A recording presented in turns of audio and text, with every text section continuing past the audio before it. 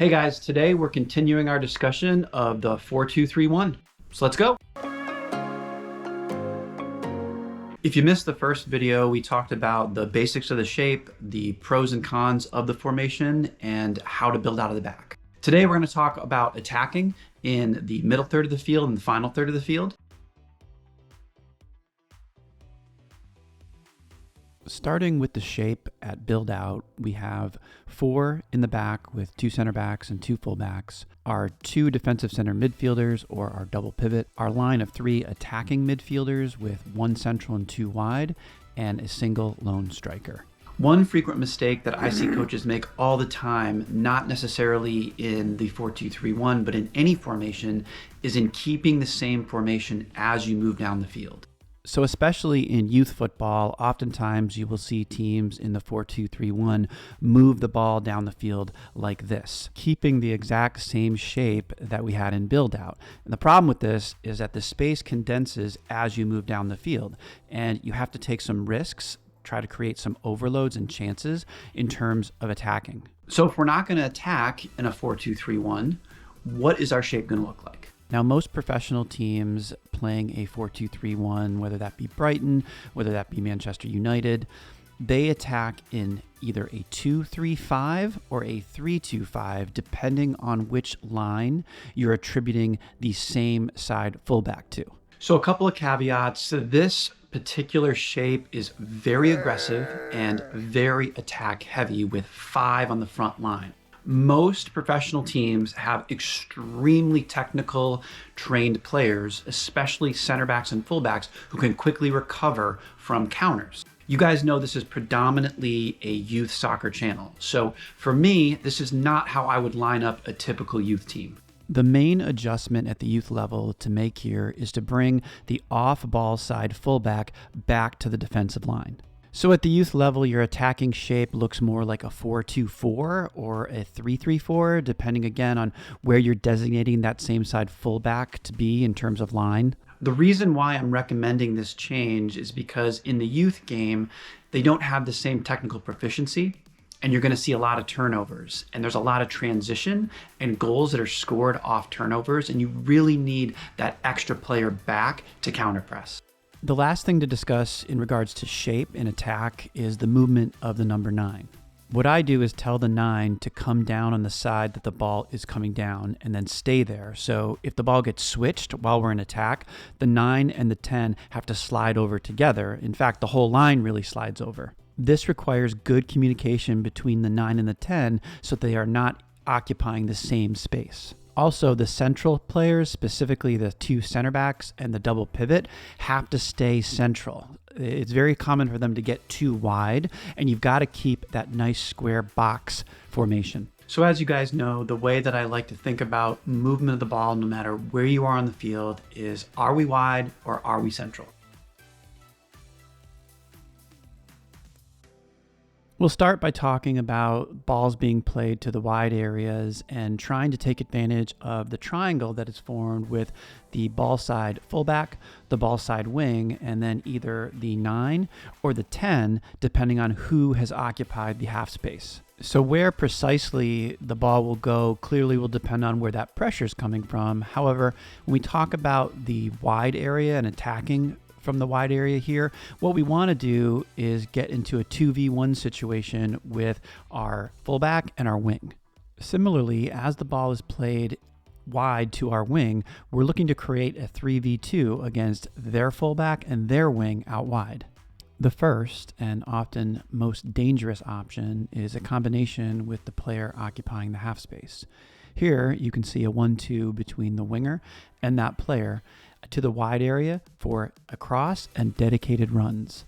The striker goes to the near post, or at least on a trajectory to get to the near post. The 10 goes to the penalty spot, and the wing on the opposite side goes far post. The double pivots, the 6 and the 8 here, will go into zone 14 just above the 18-yard box. You're going to want to emphasize to the person crossing the ball in to pick out these dedicated runs. It's not just random blasts into the box. Another option, attacking from the wide area of the field here and finding the dangerous person in the half space, is for that player to slip it into the box for a shot. Here you can see the 9 slipping it to the 10, or playing that ball back to one of our double pivots who can then slip it. The last option we're going to talk about in terms of attacking from the wide areas is the overlapping fullback. Now, in order for this to work, you need two things. One, you need time. So if the press is immediately on the winger and the fullback doesn't have time to overlap, it can't work. The other thing that has to happen is you need a defensive rotation. So the center backs have to shift over, and the fullback on the opposite side also has to shift over to cover defensively in case of a turnover. One thing you can do if you have an older team or perhaps a more advanced team is the concept of switching positions. And this movement can help facilitate attacking options down the field. So let's focus on the attacking triangle in the wide area. And one movement that I really like is the 9 coming up higher up the field, the 2 going wide, and the 7 sliding into the half space. Just this small movement can really trip defenders up and confuse them to open up areas to attack. Now, these positional movements have to be coordinated. So typically I would ask the 9 in that situation, if they come up, they're going to have to say something to the fullback like shift, or perhaps you have a code word for it. Either way, they all need to be on the same page, and the press has to be at least to a degree where you're able to make that rotation. If the press is super high, you're not going to have enough time to do it. So just to recap the attacking options in the wide area, the first one is a combination with the wing and either the 9 or the 10, who is ever in that half space, back out wide. Option 2 is a combination between the player in the half space and the central player. The third option is combining with one of the double pivots to slip the central player into the box as well. And then option 4 is a fullback overlap. The last consideration being a positional change. So now the discussion turns to how we attack down the central part of the field, or at least how we start attacking down the central part of the field. And you'll see here that we are, again, kind of in our attacking shape, our 4-2-4.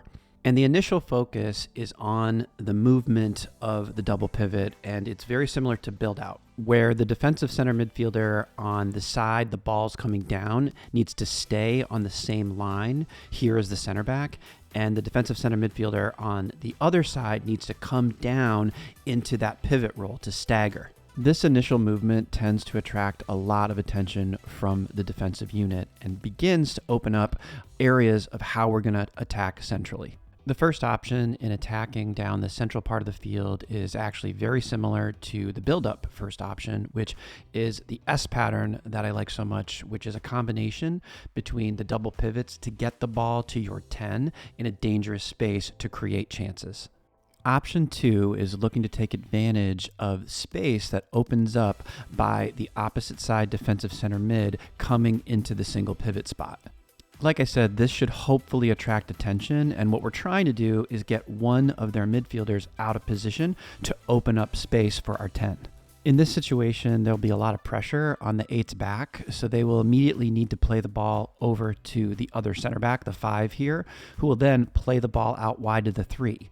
Now, the 11 here is going to have to try to get as wide as possible to, again, draw defenders over and open up that space even more for the 10 to get into the half space. The third option is looking to play a ball directly into the 9 or the 10 in an advanced position and then combine with the defensive center mid to get out wide. In order for this option to work, the advanced player, here the 10, has to lose their mark or their center back, which is likely the 5. Also, they need to be quick combination passes to the defensive center midfielder to then work the ball out wide. So how would a positional switch look like attacking in the center part of the field here? So we're going to focus on our central triangle here. And remember, anytime we do a positional switch, we're trying to move defenders. And we do that with what I like to call false runs. So to start this positional switch, the 8 is going to make a false run up the field, hopefully drawing the 6 over. And the 10 is going to make a run drawing the 4 wide.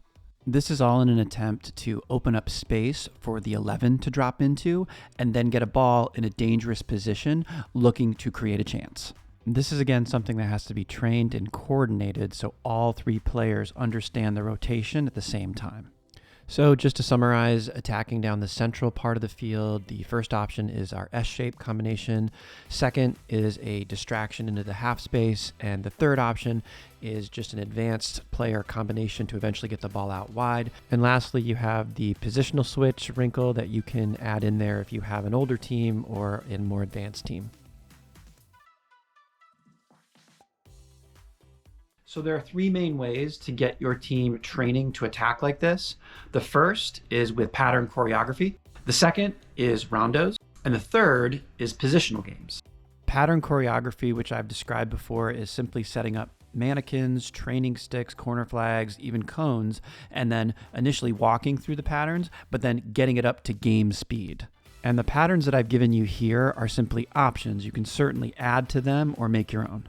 In terms of the rondos, I still like the 5v3+2. You certainly could add another player on the wings here to have a fullback and a wing. Add a defender, make it a 7v4+2, 7v5+2.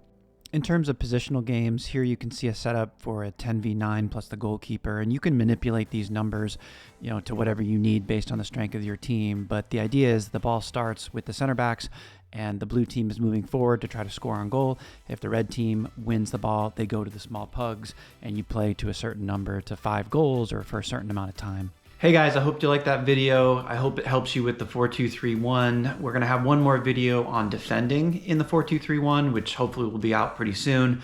If there's other things you want me to cover, feel free to leave that in the comment section. And as always, thanks for watching.